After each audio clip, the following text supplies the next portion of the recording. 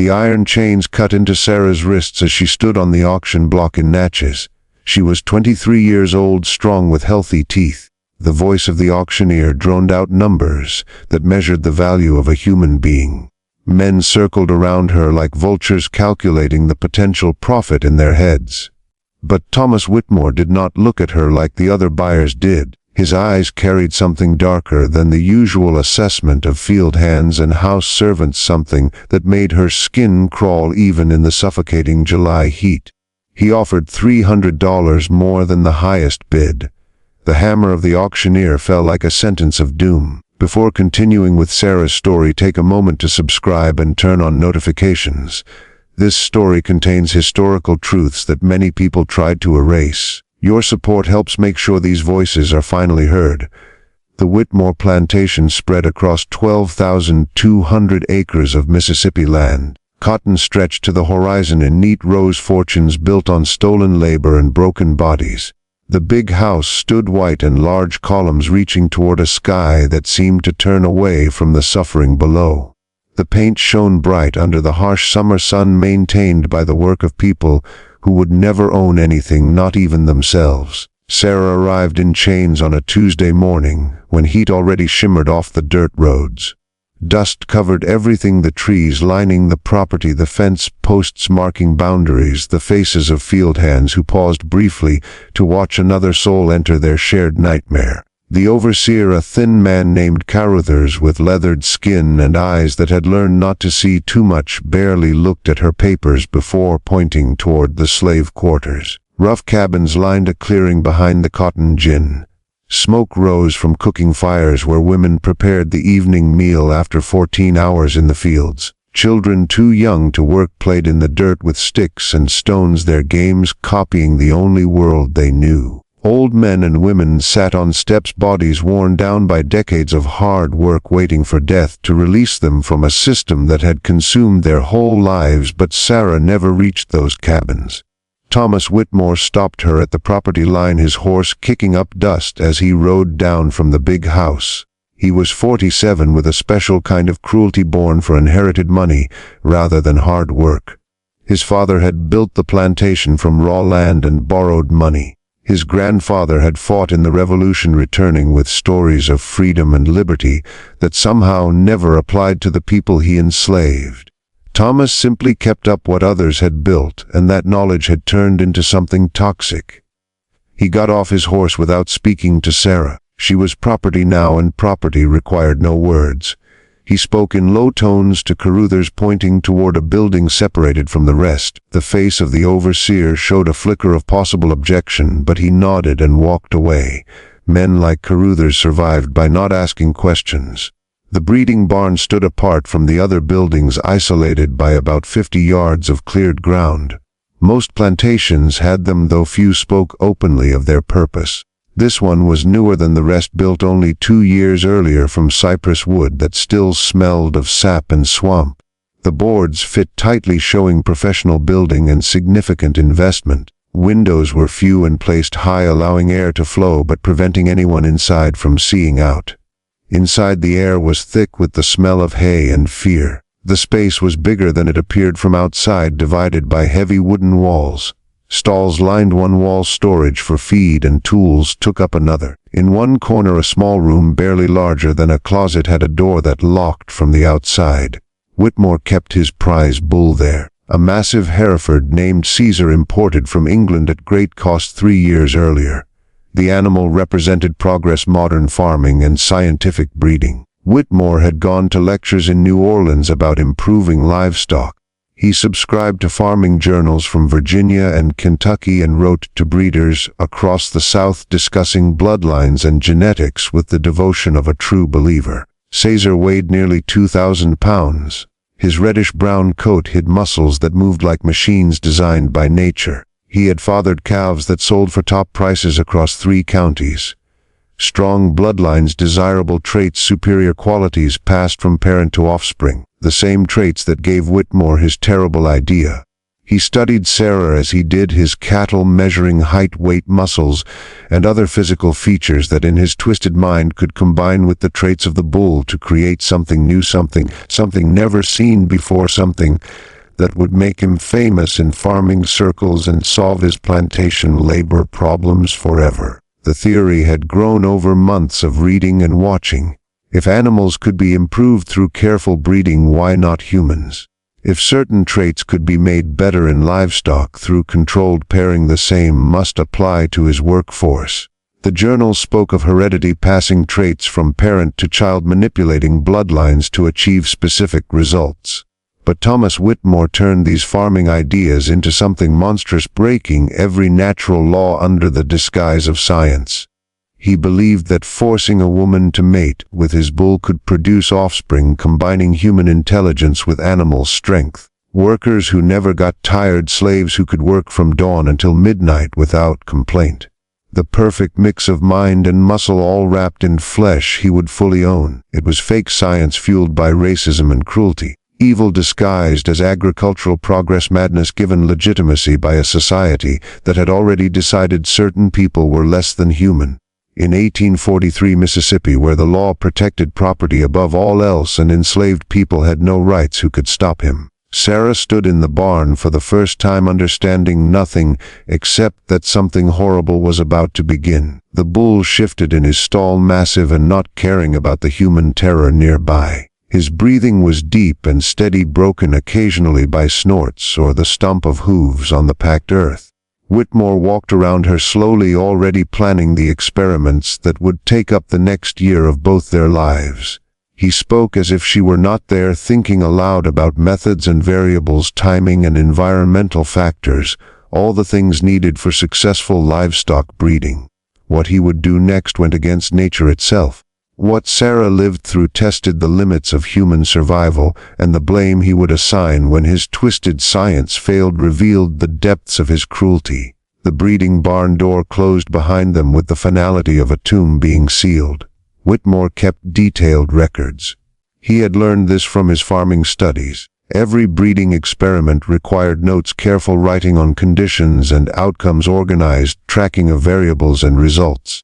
Scientific credibility, he believed, depended on proper record keeping. He bought a leather-bound book specifically for this purpose. Its pages were thick and cream-colored, fit for what he considered serious scientific work. Sarah's name appeared on the first page along with the date and a clinical description that reduced her to numbers and potential variables. Height 5 feet 6 inches, weight around 130 pounds, age 23 years, physical condition excellent. Previous births none recorded. He wrote with the neat handwriting of an educated man, each letter carefully formed, as if elegant writing could somehow make the horror he was recording okay. The barn became her prison. The small corner room had nothing but a straw mattress and a bucket. No window except air gaps near the ceiling where thin streams of sunlight moved across the floor as hours passed. The door was locked from the outside with a heavy iron bolt.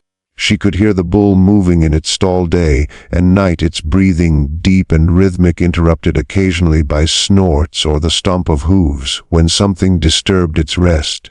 Whitmore visited every morning at dawn. He arrived while mist still clung to the fields, pale ghosts visible through the high windows dissolving in the first light. He never touched Sarah himself. That was not part of his plan. He considered himself a scientist doing an experiment, and scientists kept a professional distance from their subjects. He would stand outside Caesar's stall studying the animal with a mix of satisfaction and hope. He explained his theory to Sarah in the clinical tone of a teacher talking to students at a farming college. The human body, he said, was another form of livestock subject to the same natural laws. Breeding principles that improved cattle, he argued, would naturally improve slaves. Through careful experimentation and proper use of selective breeding techniques, he would create a new type of worker, stronger, more tough, requiring less food and rest. The perfect economic unit, he believed, that would change plantation agriculture across the South. Sarah said nothing. What words could capture this kind of madness? What answer could break the delusion of a man who believed the impossible was only something that had not been done yet? Years of surviving had taught her that silence was often the only fight available. She remained quiet, saving her strength, her mind already separating from what was about to happen to her body. The first attempt came on a Thursday morning, when the temperature had already passed 90 degrees. Whitmore had prepared the space, carefully checking his notes multiple times to ensure all variables were controlled. He had studied animal care extensively through journals and letters with other breeders. He knew how livestock handlers placed animals, how they timed the breeding process, and what environmental factors affected success in cattle and horses. He tried to apply these same principles to something that broke every natural law. Caesar was led from his stall with great effort. The bull fought back at first, sensing that something was wrong, some violation of instinct that made him stop and pull against the rope. But Whitmore and Carruthers, who had been called to help, despite the animal's obvious discomfort, managed to move him into the breeding area. Sarah was forced into the same space. What followed existed beyond human language. The screams from the barn echoed across the plantation. Field hands working half a mile away stopped their work, sweat freezing on their backs despite the heat. They recognized those sounds. They understood what they meant without knowing the details. Women near the big house felt their stomachs turn. Old men who had survived decades of brutality felt tears on their faces. No one spoke, no one dared. The system had taught them that stepping in meant death. The experiment failed as nature demanded it must. Caesar showed no interest in anything except returning to his stall and feed bucket. His instincts recognized that what Whitmore wanted went against millions of years of evolution. The bull stood massive and indifferent, shifting weight from one foot to another, waiting for the strange disruption to end.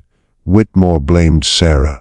His carefully kept records that evening included notes on how the subject had failed to cooperate, had somehow ruined the process through resistance or unspecified problems in her body. His handwriting became more messy as frustration bled into the clinical language. The failure could not be his fault. The theory was sound. The method was correct. Therefore, the problem must lie with the subject. He would try again and again.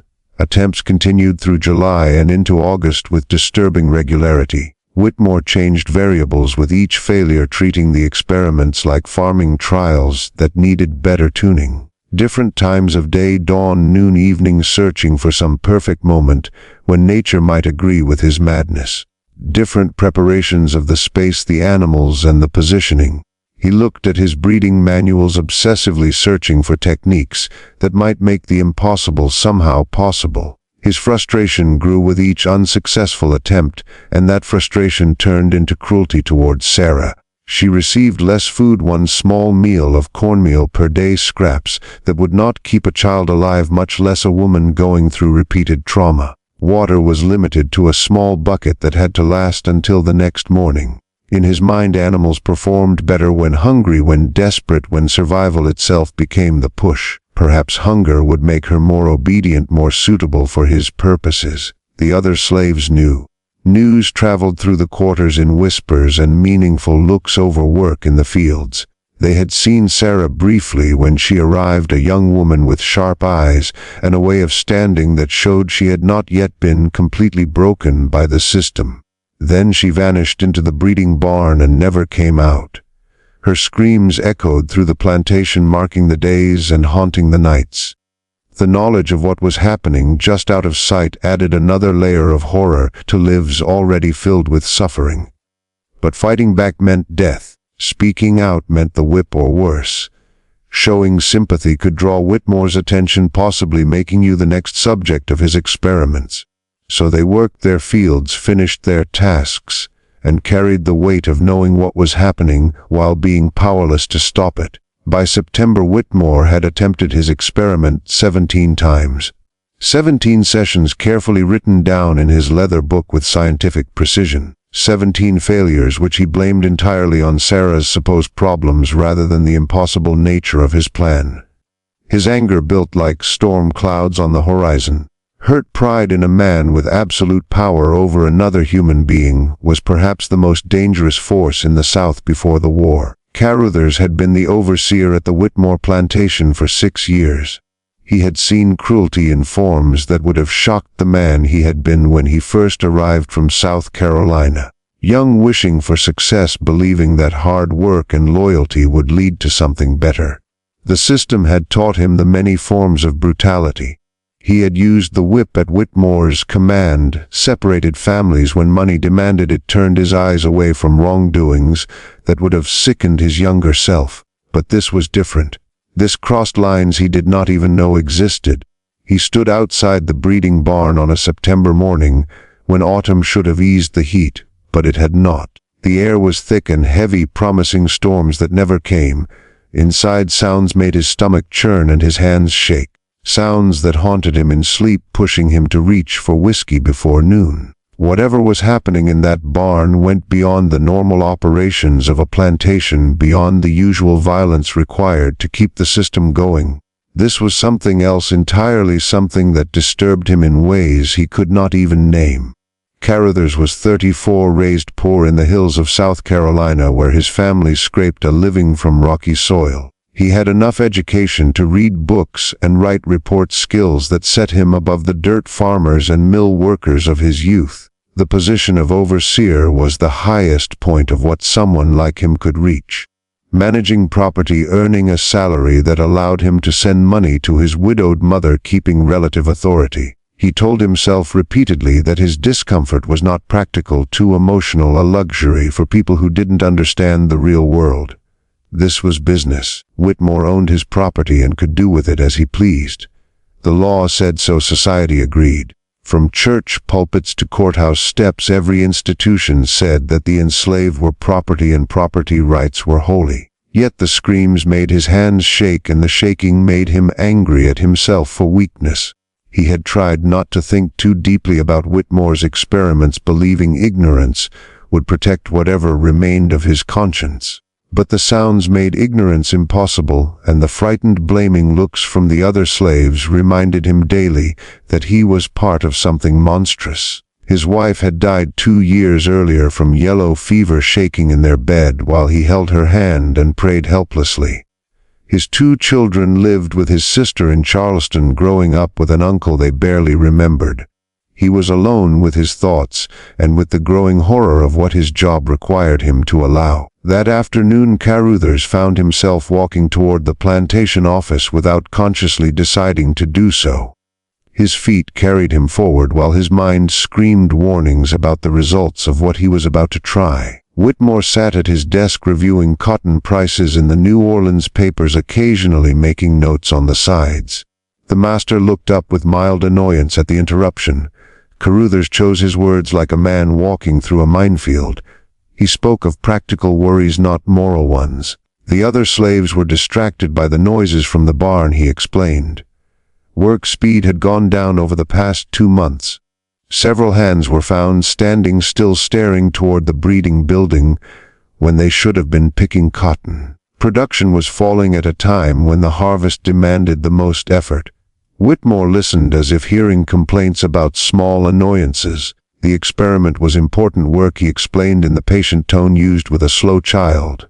Progress required sacrifice. Scientific steps forward always upset those too uneducated to understand. If the other slaves were bothered, punish them. Use the whip, cut down food, do whatever brought back proper behavior.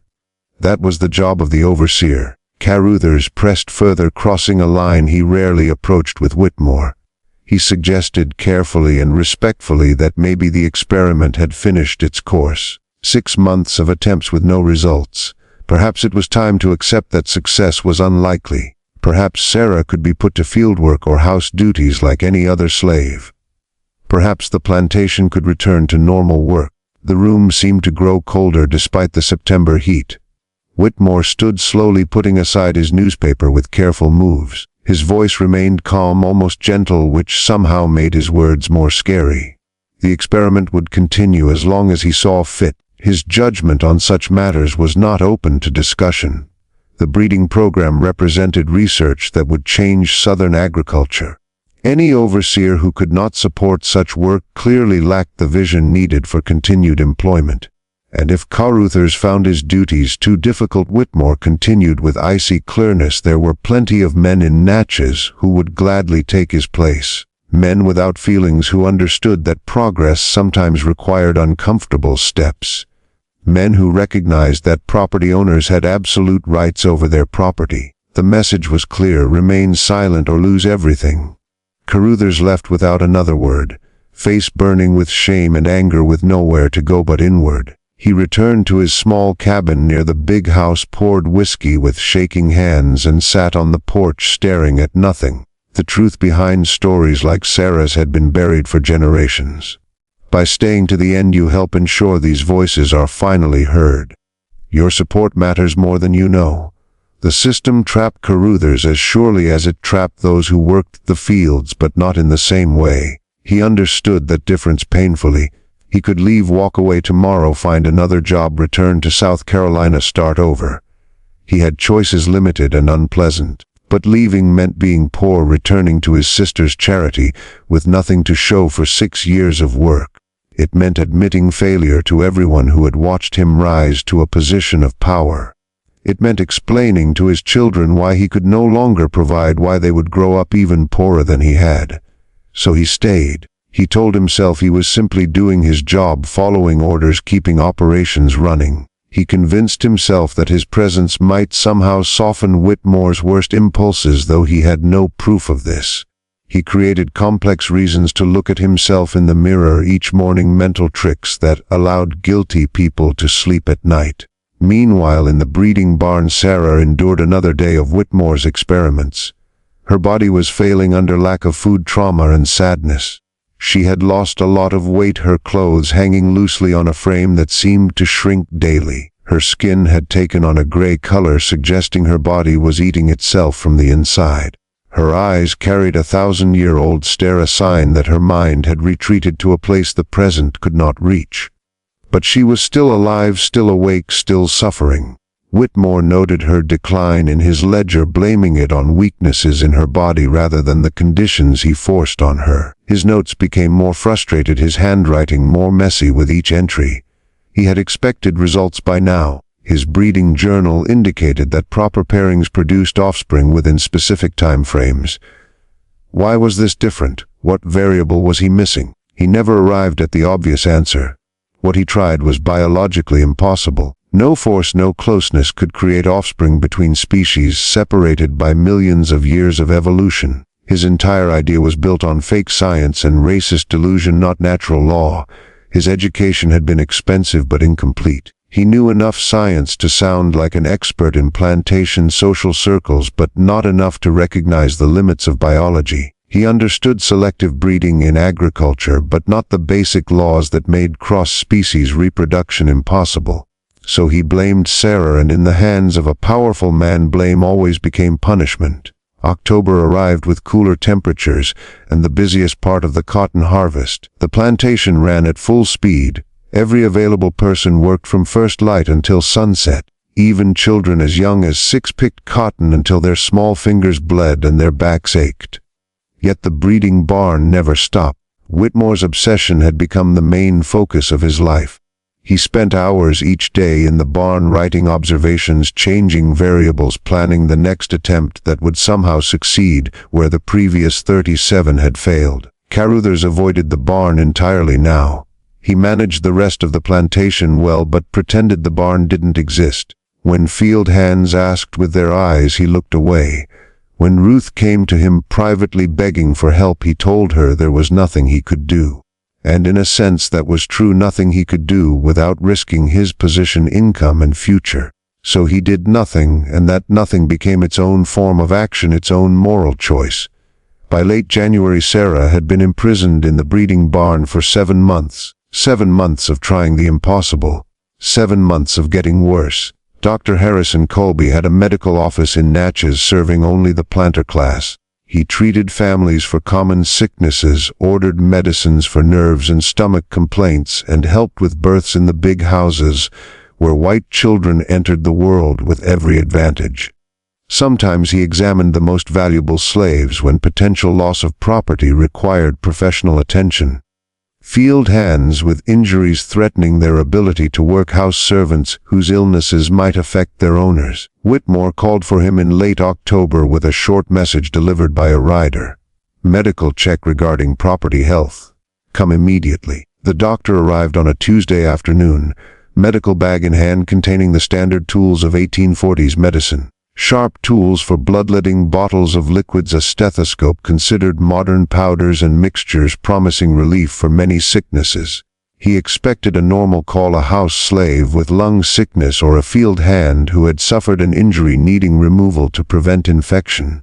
Whitmore met him at the main house and led him directly toward the breeding barn without explanation. They walked in silence across the cleared ground, the isolation intentional.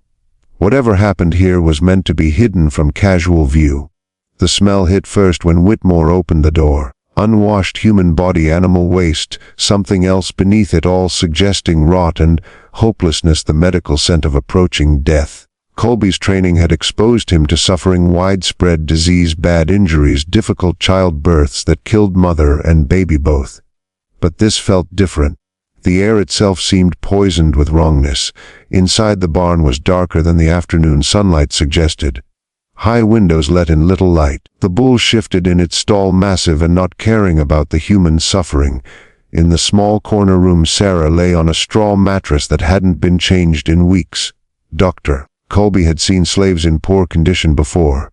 The system produced such victims regularly. But this level of waste suggested intentional neglect, not the usual hardships of plantation life. He approached her with professional distance, years of medical training pushing down personal reaction. She was barely awake, breathing shallow and uneven. Her skin showed open sores from lack of food and lack of cleaning. Severe thirst left her lips cracked and bleeding. Her body bore signs of repeated harm he could not fully name. She weighed perhaps 90 pounds, maybe less. Muscle had wasted away, leaving her looking like a skeleton. Her eyes opened briefly when he touched her, but did not focus on anything in the present.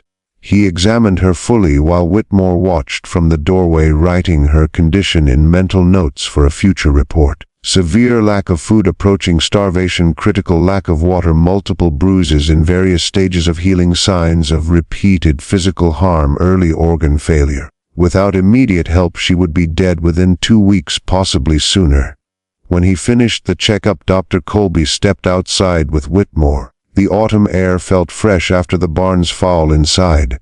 Overhead, birds called to each other, unaware of the horror below. The doctor chose his words carefully, aware of social ranks and the danger of upsetting a wealthy client who paid his bills.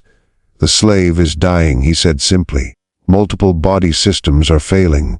Without immediate medical care, proper food, clean water, rest, cleaning, and some medicine, she won't survive another month. As a matter of protecting his property, Whitmore should consider urgent treatment." Whitmore listened without showing feeling. Then he explained the experiment. Dr. Colby had heard many disturbing things in his 20 years of medical work across 3 southern states. The plantation system produced horrors, and doctors had learned to keep professional distance. Slaves worked to death in the fields. Women were hurt by owners. Children sold away from parents. Medical experiments were done on bodies that legally could not refuse. But this made his stomach turn in a way training could not stop. Whitmore described his theory with the confidence of a man convinced that reading farming journals made him a scientific expert. Cross-species breeding to create mixed workers combining human and animal traits. Revolutionary farming science that would change southern plantation money matters. 6 months of experiments, 17 attempts carefully written down, no results yet, but surely success was coming with persistence. Dr. Colby stood very still, processing the words. His education at the University of Pennsylvania included biology and anatomy. He understood reproduction, heredity, the basic principles of passing traits to children. What Whitmore described violated every natural law of making life. He tried to explain this carefully. Humans and cattle are different species. Having babies between them is biologically impossible.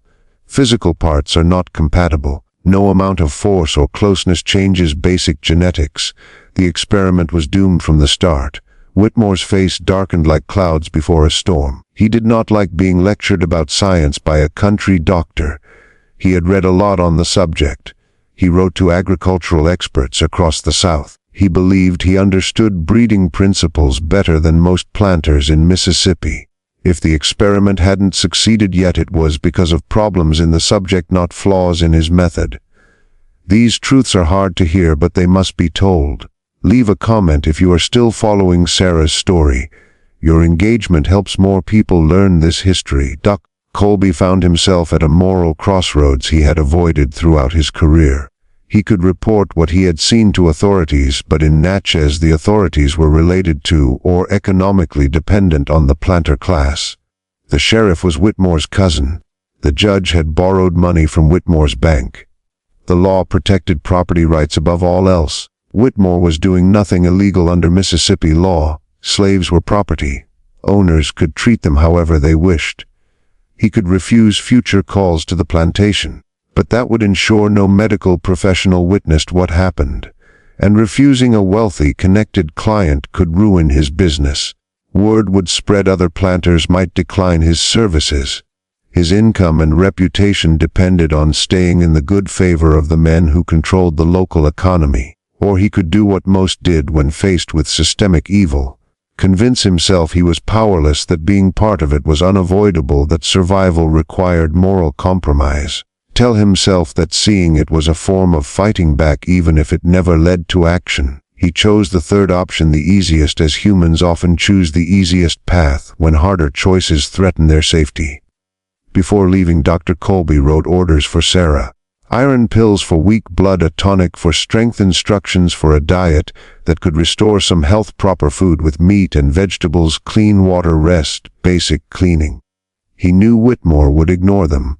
The orders were shields for his conscience, proof he could show if anyone ever asked what he had done. He rode away from the plantation that evening, the sunset painting the sky in colors that seemed wrong given what he left behind. That night he would drink more than usual. He would tell his wife he had a difficult day without giving details.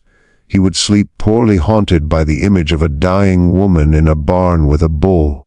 Yet the next morning he would return to his work, see patients, order treatments, accept payment from plantation owners whose wealth depended on human suffering from people with no legal protection or hope of justice.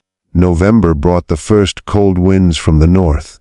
Temperatures dropped into the 40s at night, and the barn's poor walls offered little protection. Sarah had no blanket, no extra clothing. Whitmore had ignored Dr. Colby's advice. If anything, the doctor's warning made him more determined to prove his experiment possible.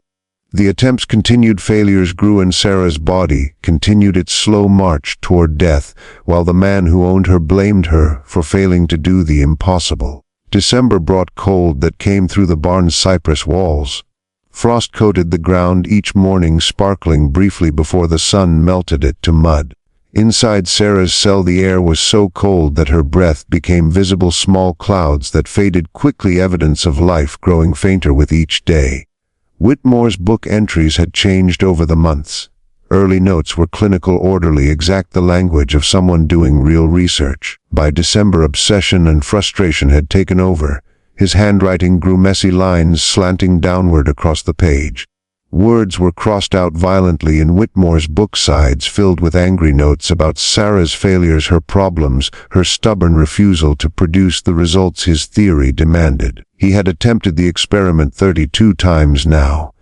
32 recorded failures that he refused to see as proof that his idea was fundamentally wrong. Each failure only convinced him that he needed to adjust variables more precisely, to force tighter control over conditions, to push harder against the natural laws, insisting what he wanted was impossible. The bull Caesar had become increasingly difficult to handle during these sessions. The animal's stress showed in its behavior. Restless walking back and forth, refusal to eat, aggressive fighting against being led from its stall. Animals understood things humans tried to explain away. Caesar knew that what Whitmore demanded went against nature itself, and his fighting back grew more obvious with each attempt. But Whitmore saw the bull's behavior as Sarah's fault. Somehow she was disrupting the process. Her resistance, though she barely had the strength to resist anything anymore, was affecting the bull's willingness to act. He recorded these thoughts in his book with absolute certainty, never questioning whether his conclusions made any sense. The other slaves on the plantation moved through December, carrying the knowledge of what was happening in the breeding barn weighing on them like heavy loads. Ruth, who worked in the big house kitchen, sometimes stole scraps of food. After dark she would slip through shadows, her heart pounding so hard she feared it might alert Caruthers or Whitmore, but the door was always locked. She could only leave the food outside and hope somehow Sarah got it. Most times the animals got to the scraps first, possums or rats running away as she approached, but leaving the food felt like the only form of fighting back available, the only way to keep her own humanity within a system designed to destroy it. An older man named Samuel, who had survived 40 years of slavery through careful silence and staying unseen, began spending his Sunday rest carving small wooden crosses. He placed them in the ground near the barn as close as he dared. A tiny graveyard for someone not yet dead but whose death seemed sure. His way of bearing witness, of saying that, when she died, someone would remember she had lived. Meanwhile, the white community of Natchez prepared for Christmas with big celebrations standing in ugly contrast with the suffering just miles away. Plantation families attended parties and dinners discussing cotton prices, politics, and the growing anti-slavery movement in the North.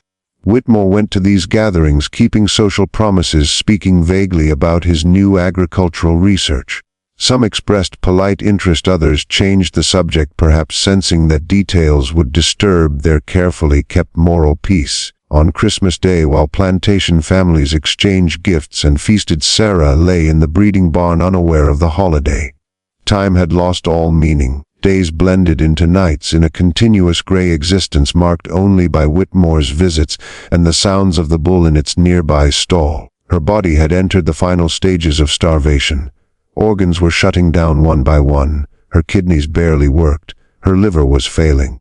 Her heart struggled to pump blood through a body that had used up all fat and much of its muscle. Her mind drifted in and out of being, awake, no longer able to keep track of her surroundings. Yet some part of her remained awake, a core of self refusing to disappear despite everything done to destroy it. That seed of humanity proved stronger than Whitmore's fake science, more lasting than his cruelty, more real than his delusions.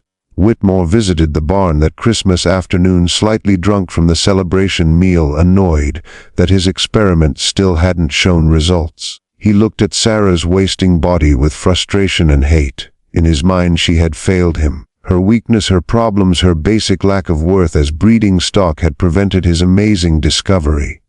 He recorded another note in his book. Subject continues to resist cooperation. Health getting worse due to weak body. Consider replacement with better subject in coming year. The words revealed everything about how his mind worked. Sarah was not dying because he had starved, abused, and hurt her for 6 months while trying the impossible. She was dying because she was not good enough. The logic of slavery taken to its most terrible extreme. The enslaved person was always at fault for whatever happened to them. January arrived with ice storms making roads nearly impossible. Plantation work slowed during the coldest weeks. Field work became impossible when the ground froze solid, but the breeding barn's activities never stopped. Whitmore's obsession had become the ruling rule of his life. He spent hours each day in the barn writing observations, changing variables, planning the next attempt that would somehow succeed where the previous 37 had failed. Caruthers avoided the barn entirely now. He managed the rest of the plantation well, but pretended the barn didn't exist. When field hands asked with their eyes, he looked away. When Ruth came to him privately begging for help, he told her there was nothing he could do. And in a sense that was true, nothing he could do without risking his position, income, and future. So he did nothing, and that nothing became its own form of action, its own moral choice.